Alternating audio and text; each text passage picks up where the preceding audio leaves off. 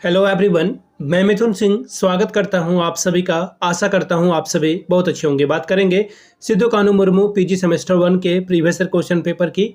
Paper का नाम होगा आपका पॉलिटिकल साइंस। ये पेपर नंबर 2 है। 2023 का ये क्वेश्चन पेपर है। 2024 के जितने भी क्वेश्चन पेपर हैं, एक्चुअली एग्जाम 2025 में हुआ था, सारे जो वीडियोस हैं वो चैनल पे अपलोड कर दिया गया है, आप उसे जाकर के देख सकते हैं। तो चलिए 2023 के क्वेश्चन पेपर को देखेंगे। उससे पहले मैं आपको बता दूं, पिछले 5 साल के क्वेश्चन पेपर की पीडीएफ आपको 69 में अवेलेबल करा दी जाएगी। जिनको पीवाईक्यू देखना है और अच्छे से तैयारी करनी है वो 69 रुपीज में सारा पेपर परचेज कर सकते हैं। दूसरी बात, 199 में आपको सजेशन प्रोवाइड कर दिया जाएगा। अभी सजेशन क्या होता है? सजेशन यानी कि वेरी वेरी इंपॉर्टेंट क्वेश्चन जो परीक्षा में बार बार फ्रीक्वेंटली आते हैं वो आपको प्रोवाइड कर दिया जाएगा ताकि आप एग्जाम बेहतर ढंग से लिख पाएं। ये पीवाईक्यू आपकी सिलेबस के अकॉर्डिंगली जो है तैयार किया गया है।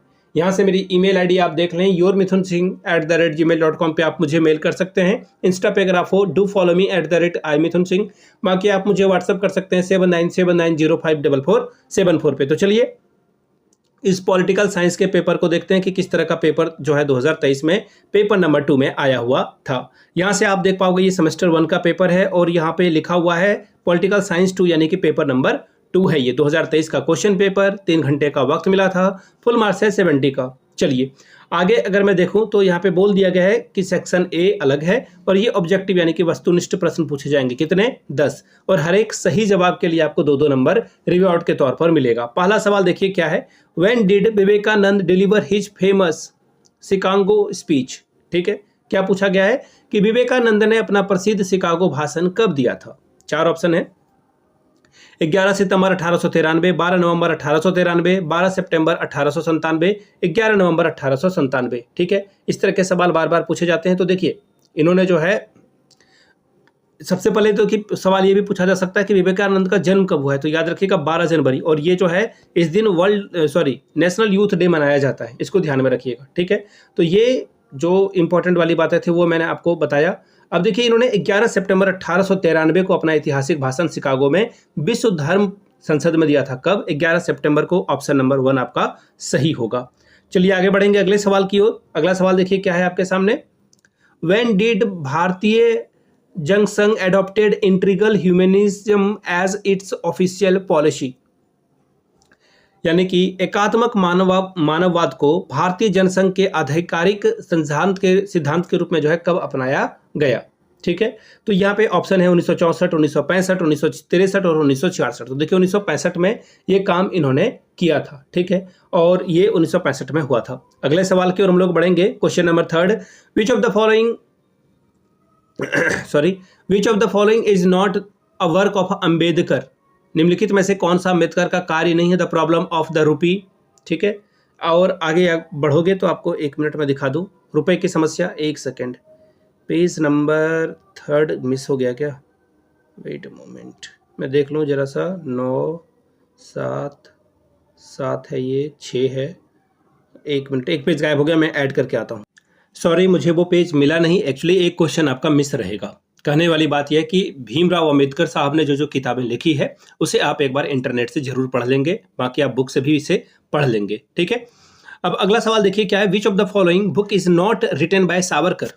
ठीक है, निम्नलिखित में से कौन सी पुस्तक सावरकर के द्वारा नहीं लिखी गई है? देखिए सावरकर के बारे में और या फिर अंबेडकर साहब के बारे में बहुत सारी बातें चलती है कि इन्होंने ये ठीक से नहीं किया, वो ठीक से नहीं किया। आप अपने लाइफ को देखें, आप परफेक्ट हो क्या? आप परफेक्ट नहीं हो। एक और बात है, सिर्फ सुनाई या व्हाट्सएप यूनिवर्सिटी के अकॉर्डिंग आप हिस्ट्री के स्टूडेंट हो तो इसको ध्यान में रखिएगा। हर इंसान में कुछ ना कुछ कमियां और कुछ ना कुछ खूबियां होती है। सावरकर ने भी बहुत अच्छे काम किए हैं और भीमराव अंबेडकर ने भी बहुत अच्छे काम किए हैं। दोनों में कुछ ना कुछ कमी जरूर रही होगी और इससे डिनाई नहीं किया जा सकता है। ठीक है, तो फिलहाल बोला गया है कि सावरकर के द्वारा जो है कौन सी किताब नहीं लिखी गई है। हिंदू बनाम हिंदू पदशाही, फिर है हिंदू वॉर ऑफ इंडिपेंडेंस यानी कि इंडियन वॉर ऑफ इंडिपेंडेंस यानी कि भारतीय स्वतंत्रता संग्राम, फिर है हिंदुत्व। अगला है question number 7, Gandhi ji was not associated with the publication of which of the following magazine?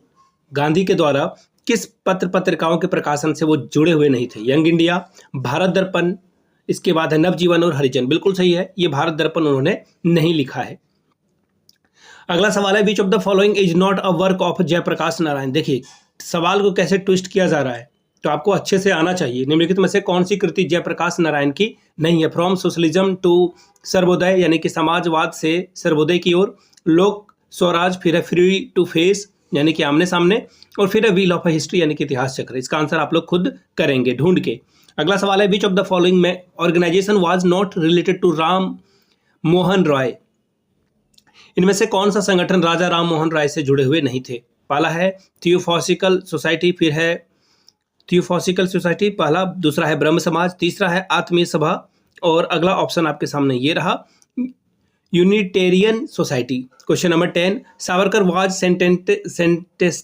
Sentenced to imprisonment for how many years? Savarkar को कितने वर्ष की सजा हुई थी? 10 साल, 20 साल, लाइफ सेंटेंस या फिर डबल लाइफ सेंटेंस, दोहरा आजीवन कारावास, 20 साल या फिर 10 साल।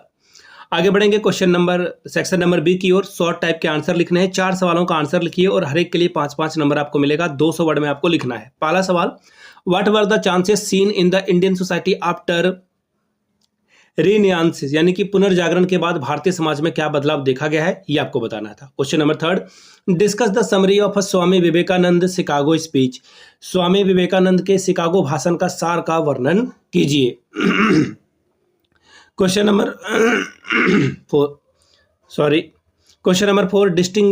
Make a distinguish between passive resistance and satyagraha. निष्क्रिय प्रतिरोध और सत्याग्रह के बीच का अंतर स्पष्ट करें। अगला सवाल है question number 5, what do you understand by integral humanism? एकात्म मानववाद से आप क्या समझते हैं, ये आपसे सवाल पूछा गया था। Question number 6, discuss the relevance of the Gandhism today. आज के संदर्भ में गांधीवाद की प्रासंगिकता की विवेचना करें। Question number 7, discuss briefly the difference between Gandhi and Ambedkar on a social reform. सामाजिक सुधार पर गांधी और अंबेडकर में असहमति की विवेचना करें। चलिए क्वेश्चन नंबर 8 की ओर हम लोग बढ़ते हैं। गला मेरा काफी खराब है। Discuss the reason for the celebrating Shivaji Utsav by तिलक। तिलक के द्वारा शिवाजी उत्सव मनाने के कारणों को बतलाइए। अगला सवाल है, discuss the Jayaprakash Narayan objectives of the Sampoorna Kranti. ठीक है, जयप्रकाश नारायण के संपूर्ण क्रांति की उद्देश्य की विवेचना करें। बात करेंगे सेक्शन सी की। लॉन्ग टाइप के सवाल पूछे गए हैं। 2 क्वेश्चन का आंसर आपको करना है 500 वर्ड्स में। 15-15 30 नंबर आपको यहां से मिलेगा। पहला सवाल, discuss Gandhi's view on state. Gandhi के राज्य संबंधी विचारों की विवेचना करें। Discuss Raja Ram Mohan Roy's views on social, religious and political issue. Raja Ram Mohan Roy के सामाजिक, धार्मिक और राजनीतिक मुद्दों पर विचारों की विवेचना करें। अगला सवाल है, discuss Savarkar view on Hindu राष्ट्र।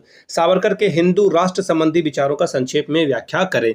अगला सवाल देखिए क्या है आपके सामने, discuss Ambedkar view on social justice. Ambedkar के सामाजिक न्याय संबंधी विचारों की विवेचना करें। तो ये था आपका क्वेश्चन पेपर किसका, पॉलिटिकल साइंस का पेपर नंबर 2 2023 का क्वेश्चन पेपर। फिर से बता दूं, पिछले 5 साल के क्वेश्चन पेपर आपको 69 रुपीज में अवेलेबल करा दिया जाएगा। दूसरी बात, 199 रुपये में आपको सजेशन प्रोवाइड कर दिया जाएगा ताकि आप एग्जाम बेहतर ढंग से लिख पाएं। यहाँ से मेरी ईमेल आईडी आप देख सकते हैं, yourmithunsingh@gmail.com पे आप मुझे मेल कर सकते हैं। इंस्टा पे अगर आप हो, डू फॉलो मी @imithunsingh। बाकी आप मुझे व्हाट्सअप कर सकते हैं 7979054474 पे। वीडियो को आपने यहाँ तक देखा, प्यार दिया, इसके लिए आप सभी का बहुत बहुत शुक्रिया। Have a good day.